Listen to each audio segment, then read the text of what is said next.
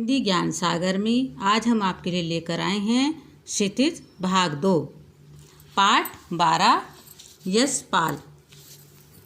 यशपाल जी का जन्म सन 1903 में पंजाब की फिरोजपुर छावनी में हुआ। उनकी प्रारंभिक शिक्षा हिमाचल प्रदेश के कांगड़ा में हुई और उन्होंने लाहौर के नेशनल कॉलेज से बीए किया और वहीं पर इनका परिचय भगत सिंह और सुखदेव से हुआ।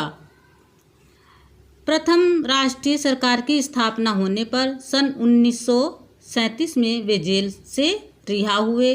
जेल से छूटने के बाद उन्होंने सन 1938 में लखनऊ में विप्लव प्रकाशन की स्थापना की और इनकी मृत्यु 1976 में हुई। इनकी प्रमुख रचनाएं मनुष्य के रूप, देशद्रोही, दादा, comrade, Amita, Divya, party comrade,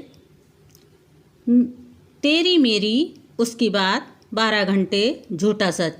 और इनके प्रसिद्ध कहानी संग्रह हैं पिंजरे की उड़ान, ज्ञानदान, तर्क का तूफान, फूलों का कुर्ता, वो दुनिया, अभिशप्त। इनका प्रमुख कहानी है लखनवी अंदाज।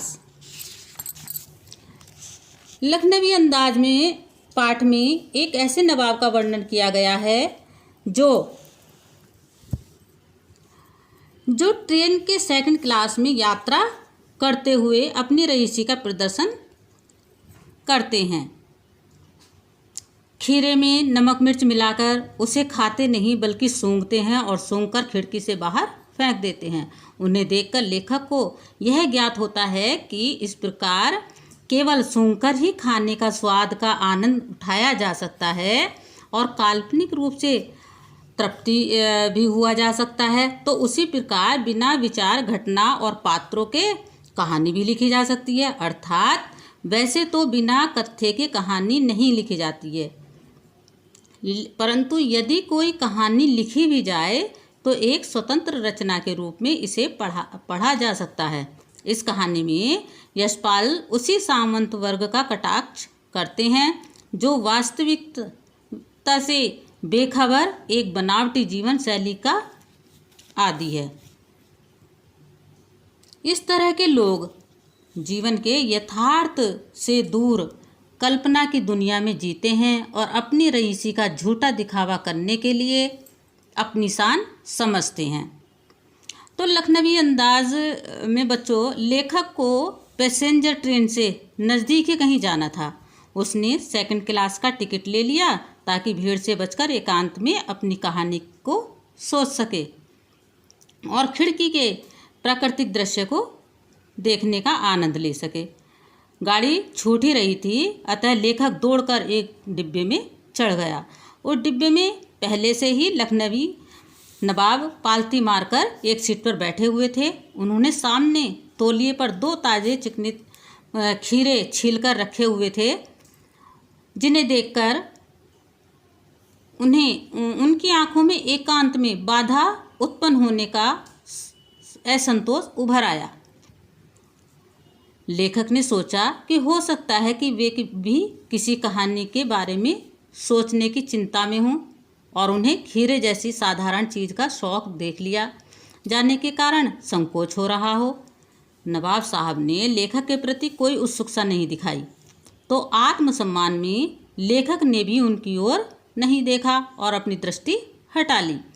लेखक यह अनुमान लगाने लगा कि संभव है नवाब साहब ने बचत के लिए सेकंड क्लास का टिकट लिया हो और शहर के ही किसी भद्र व्यक्ति द्वारा देख लिए जाने पर जाना उन्हें गवारा ना हो। थोड़ी देर बाद नवाब साहब ने लेखक का अभिवादन करते हुए उनसे खीरा खाने के लिए पूछा। लेखक ने उनका सहसा भाव परिवर्तन अच्छा नहीं लगा। उसने सोचा कि वे शराफत का गुमान बनाए रखने के लिए उसे भी साधारण लोगों के इस काम में अपना साथी बना लेना चाहते हैं, अतः उसने इनकार कर दिया। यानी कि लेखक ने खीरा लेने से इनकार कर दिया। नवाब साहब ने दृढ़ संकल्प निश्चय से तौलिए को झाड़कर सामने बिछा लिया और दोनों खीरों को धोकर साफ उस पर रख लिया। उन्होंने चाकू से दोनों खीरों को काटा और खीरों को सावधानीपूर्वक छीलकर फाँकों को करीने से तौलिया पर सजा लिया और फाँकों पर जीरा मिश्रित नमक और मिर्च का चूर्ण छिड़क दिया। उनके हाव भाव और जबड़ों के फड़कने से लगा कि उनका मुख खीरे के रस स्वाद की कल्पना से भर गया है। नवाब साहब की कनखियों से देखते हुए लेखक ने सोचा, अब जनाब अपनी असलियत पर उतर आए। नवाब साहब ने लेखक से पुनः खीरा खाने का अनुरोध किया, परंतु अपना आत्मसम्मान बनाए रखने के लिए लेखक ने मना कर दिया। नवाब साहब ने खीरे की ओर सत्रस्त आंखों से देखते हुए उसकी एक फाँक को उठाकर सूंघा और स्वाद के आनंद में पलकें मूंद लीं। उन्होंने अपने मुंह में भर आए पानी को गले से नीचे उतारा। उसके बाद उन्होंने फाँक को खिड़की से बाहर फेंक दिया। इसी तरह वे सारी फाँकों को सूंघते और खिड़की के बाहर फेंक देते। सारी फाँकों को बाहर फेंककर नवाब साहब ने तौलिए से हाथ और मुंह पोंछा और गर्व से गुलाबी आंखों से लेखक की ओर देखकर मानो कह रहे थे कि यह है खानदानी रईसों का तरीका। नवाब साहब खीरों की तैयारी और इस्तेमाल से थककर लेट गए हैं। नीचे लेखक सोचने लगा कि यह है खानदानी तहजीब, नफासत और नजाकत। लेखक ध्यान करने लगा कि नवाब साहब के इस तरीके को सुगंध और स्वाद की कल्पना से संतुष्ट होने का बढ़िया और अमूर्त तरीका तो माना जा सकता है, परंतु इससे उदर की तृप्ति नहीं हो सकती। नवाब साहब ने डकार ली और कहने लगे कि खीरा स्वादिष्ट होता है पर आसानी से पचता नहीं।